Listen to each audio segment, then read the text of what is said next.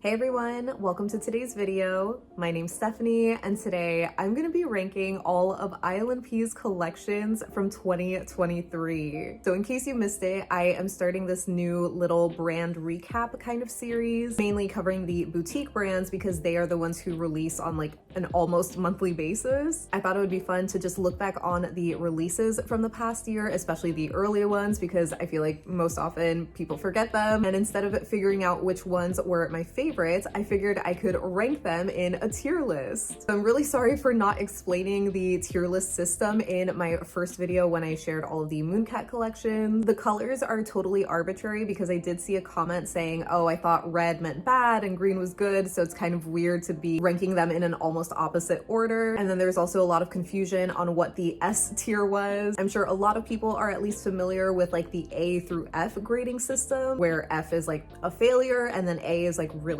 great, but S is above that, where it's perfection essentially. So it's like the cream of the crop, you know? And granted, for these types of videos, because I'm such a big fan of all of these brands and their collections, they are gonna be falling more in the higher tiers. I know some people might be a little bit more picky about reserving the S tier for like the very best, like one collection maybe, but you know me, I can't really like narrow it down that much, so I might have like a few. I hope that clears up the tier list ranking. And as far as like my criteria, I'm gonna be pretty much ranking the collections based off their theme, the color palette, and also their formulas slash finish, which I guess for ILNP is almost silly because they are just like pens across the board when it comes to their formulas. They are the most consistent out of all the brands. So maybe I'll just focus on just the finishes of each collection. So I think that should be everything. So let's just get into the tier list.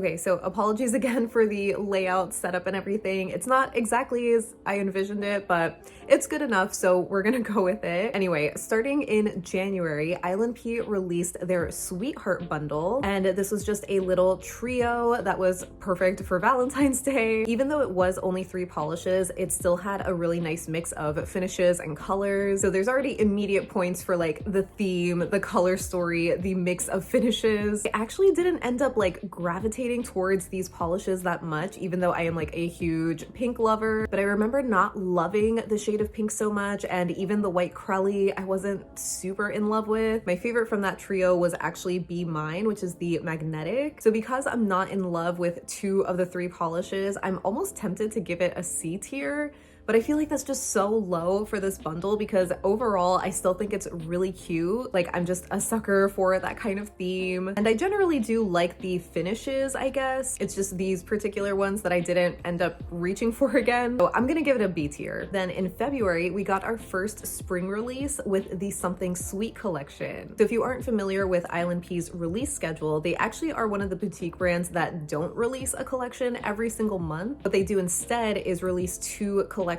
per season, and like I mentioned before, I think the bundles are kind of just an additional release. As far as the first spring collection, that was called Something Sweet, and it consisted of all speckled polishes. And this might be shocking to hear because I don't even remember if I ever mentioned it in my review video for Something Sweet, but I'm actually not the biggest fan of ILNP's speckled formula. If you don't know, a speckled polish is basically a Crelly polish that has these tiny either micro glitters or micro flakes that are meant to give your nails like a speckled look. ILNP actually opts for the micro flakes, and I feel like they're more on the sparse side, and personally I just don't love the finished look, even though you guys know like I'm a big Crelly fan. There's just something about their speckled line specifically that just doesn't really do it for me. This collection was cute though. Like I love the confectionery theme. The shades were also really sweet, where they're like these pastels, but some of them were like really bright too. Definitely was giving very like Easter vibes, so I think it's very on point for like, you know, the season. With this collection, I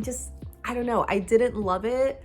Lolly was probably my favorite, and maybe Mint Chip. I haven't gone back to wear them at all. It just was a collection that was like, you know, it's cute for Easter weekend, and then I never took them out of the drawer again. So unfortunately for that, I'm gonna give them a C tier. So ILNP didn't end up releasing anything in March, but in April, we got the Fairy Forest collection. And I'm sure you guys already know, I loved this collection so much. I pretty much love all of the polishes in here, maybe with the exception of Clover, which was the chartreuse green jelly scattered hollow. Like, I love that formula and finish from ILNP, but I can't say I loved that color on me. I pretty much never wore it, but the other shades, absolutely amazing, all winners, perfection. This is an easy S tier. So then in May, we got our first summer release and our studio color debut with the Arcade collection. It was a 6-piece collection that consisted of all cream polishes. ILNP previously had only released one other 6-piece cream set in the summer of, I think, 2021. But other than that, they have only released specialty finishes, with them putting out this collection and then calling it like the studio color line. It was their first big hint that they are going to be releasing more creams. So that was pretty exciting. When I first saw the photos and colors of this collection, I was just really excited for it. But unfortunately, I did not like their cream formulas. I just found that they were very much on like the crelly side. The majority of them were 2-coaters from what I remember, but I did have a couple of 3-coaters, and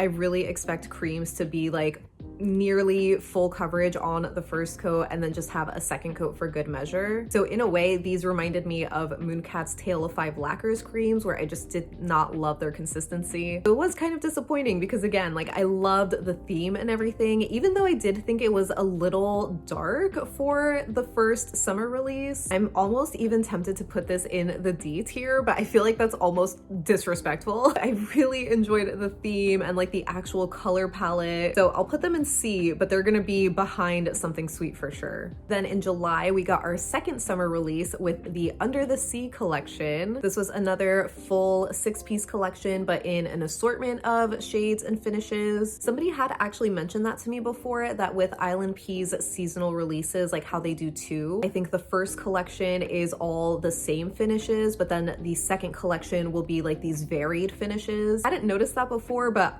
it's so obvious now. But I feel like they might be starting to move away from that, as we'll see once we get to like the later collections. But anyway, back to the Under the Sea collection. This was okay. This unfortunately did not really do it for me, even though, you know, the theme is cute, but I guess it was just a little too expected for ILNP. The shades themselves were really pretty, but this was another collection that I just didn't really end up going back to. I was gonna say I didn't have any issues with like the formulas on these, but I forgot that Sandbar was a part of this release, which was like that sandy beige magnetic. I did not like that one. I feel like that's saying a lot because ILNP is definitely one of my favorite brands for magnetics. A couple people have recommended that I use it as like a topper instead, so I can see that there's some potential there. If anything, I actually like how Sandbar looks with like no magnetic effect whatsoever, and I like never do that. But yeah, aside from that polish, I feel like this collection just wasn't super memorable, and it also was just weird that it was the second summer release. I feel like it just would have been better if they had swapped the Under the Sea and the Arcade collections for summer. I was originally thinking of giving this a B tier, but I don't know, I feel like I can't put it above Something Sweet. So I'm actually gonna move Something Sweet to B and then move Under the Sea to C tier. Okay, so then for August, we got the Cosmos collection, and this was a 6-piece galaxy inspired collection. This was such a stunning lineup. Like, this easily gets all the points for the theme, the color story, all of that. My thing was that this to me was supposed to be their first fall collection, and to me this collection just reads more like winter heavy. I know there were some people who were saying that ILNP wasn't marketing it as a fall collection, but when I got the PR email, it was, you know, fall part 1. So in my mind, it was the first fall collection. It just wasn't giving fall like I wanted it to give fall. It still is so stunning though, regardless of when it came out. I feel like this would be an easy S tier for a lot of people, but for me personally, I'm gonna give it an A. Then in September, we actually got another bundle, and this was called the Fall Serenade bundle. This was just a little 4-piece quad of creams, these absolutely perfect fall colors. So on one hand, I was very excited because they gave us fall, but on the other hand, I was a little nervous because they gave us creams. If I remember correctly, 3 of them did have that slightly crelly leaning formula, but they all were just so opaque and rich on the second coat that it didn't bother me as much as the arcade collection. So yeah, overall super cute, definitely worthy of an A. Then just 2 weeks later, still in the month of September, we got our Fright Night collection for Halloween. ILNP puts out these Halloween themed collections every year, and they are just so good. This one was no exception. This was another 6-piece lineup with varying finishes and colors. Yeah, I just really loved this whole set so much, even like more than I was expecting to. I feel like they're starting to get into that territory of releasing shades that are just slightly different than what they already have. But they also released Frankie, which was that brighter green magnetic, which beautiful. I honestly should have included it in my favorite magnetics. I also really loved Shapeshifter, which was that brown micro flaky jelly. Oh my god, so freaking stunning. This to me is an A tier, and I would put it at the very top of A. Then at the end of October, we got the Home for the Holidays collection, which was their first winter release, and it consisted of 6 polishes in their scattered hollow jelly flaky formula. I just have to preface that this is the only collection that I haven't tried yet, at least that I haven't fully tried. I did like some comparisons here and there, but I never did a video for it because if you missed it, I basically just got this collection very late. But I think I have tried enough of their jelly flaky formulas to have an idea of how these would be. And so really it's just kind of going off of the theme and the color palette. I definitely think it's cute, it's cozy. We have the obligatory red and green. Also did like the neutrals that they gave us. I was most excited about Bear Hug, which was the darkest chocolate brown kind of shade. But yeah, I guess because I didn't do like a whole video and got to enjoy them all, especially in the season, just didn't really stand out to me as much as other collections maybe. So I'm gonna give this one a B tier and put it in between Something Sweet and the Sweetheart bundle. Then in November, ILNP launched their Nightlife collection for Black Friday, and this was another 6-piece collection that were all magnetics. This is the only collection that I didn't end up getting at all. I feel like a little weird kind of ranking it, but I think I've watched enough swatch videos from other people to get an idea of how these polishes are. They're basically all black base magnetic polishes with these multi-chrome shifting shimmers. It's so funny because I feel like I can hear this collection. Definitely a fun theme. Kind of torn on where to put it, just because again, I haven't really tried it myself. I feel like it makes the most sense to put it in B, but I'm just not sure if it should go before or after the Home for the Holidays collection. I definitely think I like it more than Something Sweet, but I'll put it in front of the Home for the Holidays just because I really love ILNP magnetics. I think they're just so magical. So this collection just seems like a really fun one. Lastly, in December, we got the Overcast collection, and this was the second winter collection, therefore the final collection of the year. This was another 6-piece collection, but it was also the same finishes. So referencing what I said earlier in the video where someone mentioned the first seasonal release is like the same finishes, but then the second one is like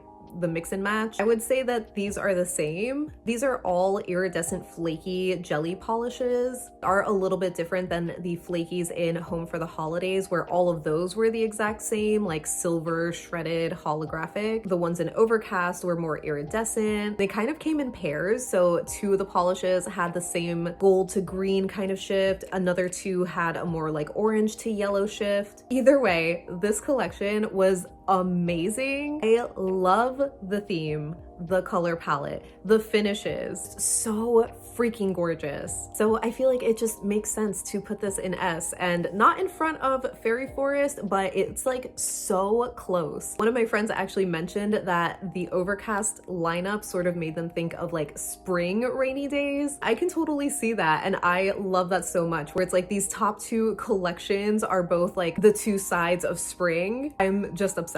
So yeah, here is a look at my completed ILNP collection tier list. In the S tier, I I have the Fairy Forest collection, followed by the Overcast collection. A tier, we have the Fright Night collection, the Cosmos collection, and the Fall Serenade bundle. Most of them are in B tier, starting with the Sweetheart bundle, the Nightlife collection, Home for the Holidays, and Something Sweet. And lastly, I have 2 collections in C tier. We have the Under the Sea set and the Arcade collection. I feel like if you're familiar with my channel and my review videos for ILNP, you're not surprised about the Arcade collection. Let me know what you think about Under the Sea being right in front of that. I feel like it's almost unfair to say that. Like maybe it would be better to put it at the very end of B, but I don't know, it just didn't really feel that memorable to me. So yeah, that's my ranking. So that pretty much wraps up the video. Again, I would love to know what you think of my ranking. Or we agree or disagree. I'm sure so many of you are gonna be putting a lot of collections in like the S tier, because no surprise, ILNP puts out amazing collections. I feel like generally 2023 wasn't as strong as 2022 was. Maybe that's just me personally, but I would really be interested in knowing which collections were your lower ranking ones. And I will have a link to this tier maker in the description box, or you can just share your rankings in the comments. I really hope you enjoyed this video. I'm so glad that so many of you enjoyed the Mooncat version. I've had this idea for the past year and I was kind of nervous to do it because it's just, I don't know, you don't really see like this tier list and nail polish community crossover, but I just thought it was so fun to make, and I'm just so happy reading all the comments of you guys having fun watching. If you did have fun watching this video, I hope you consider leaving me a like, but make sure to leave me any and all thoughts that you have down below so we can chat about it. But thank you so much for hanging out with me today. I hope you have a great rest of your day, and I'll see you in the next one. Bye!